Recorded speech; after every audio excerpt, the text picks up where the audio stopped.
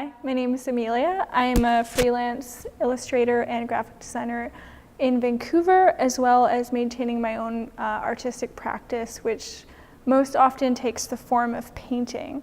And I wanted to share with you today why I make art, what's the point for me, and frame it through my transition from art school, as well as my path from abstraction to figuration and sort of that domain. And the best way that I know how to do that is through a piece called I Would, which I started in 2012. And it's a piece that I started to process the death of my mother, who died right, I think, the first semester of art school.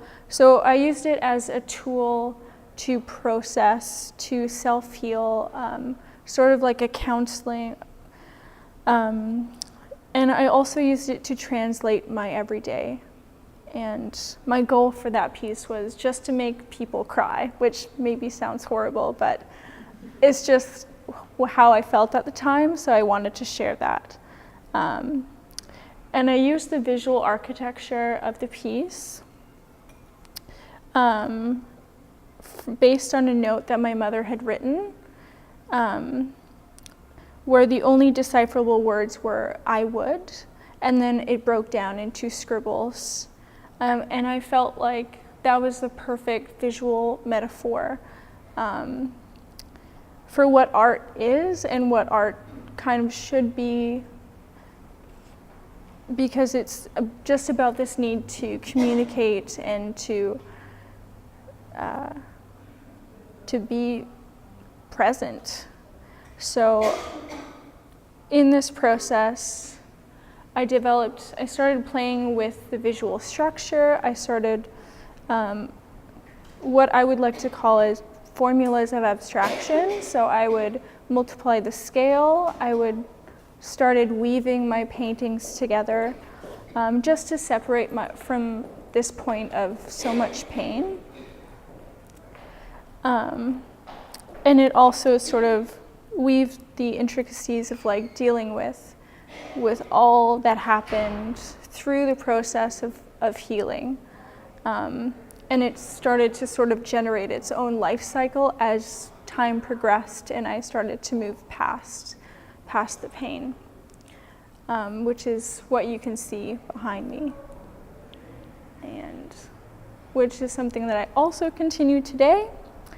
And then I painted a sandwich.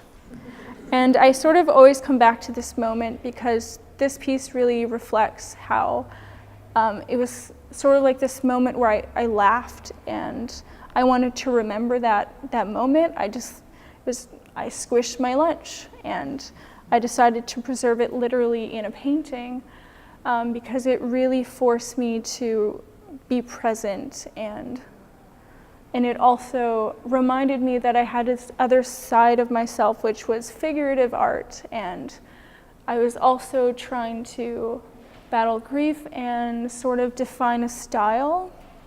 And I felt really constrained through art school, and I felt like I really needed to pick between figuration and abstraction, and I was like, I don't know how. And I had a lot of tension between myself because I wanted to be a fine artist, and I didn't think that was possible through figurative art. And then I left art school. And I realized that although my abstract pieces were really founded in grief, and the figurative pieces were really like playful and joyful, I could have them on the same space, and that was okay. So I started really lifting those constraints and developing a more like articulate voice for myself when I started to put everything together on one piece. And that was a really sort of like pivotal moment, and something that I'm still working through today, and there's moments where I feel so confused, like I have to pick still between abstraction and figuration. But I'm still using the same processes that I would that I did in the I would pieces. I'm still using it as an archive of every day, but now I'm allowing myself to mix my references. I'm allowing myself to be playful, and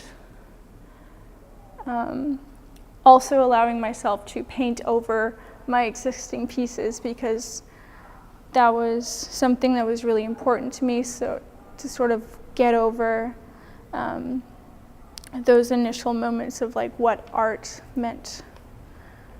And I also developed new rules of abstraction, so rather than multiplying the scale, instead my new rule was just to play. So I played with color palette, I played with subject matter, application style, so I would dig into my paintings, scratch them out, make all these layers that I wasn't sure initially how they would sort of go together, but they sort of revealed themselves as I played and put color onto the canvas. And that was really exciting, because I ended up surprising myself, and I didn't even know I could paint a certain way, and I sort of just let the brush guide me, which was really scary, because I'm the sort of person that likes a little bit of structure,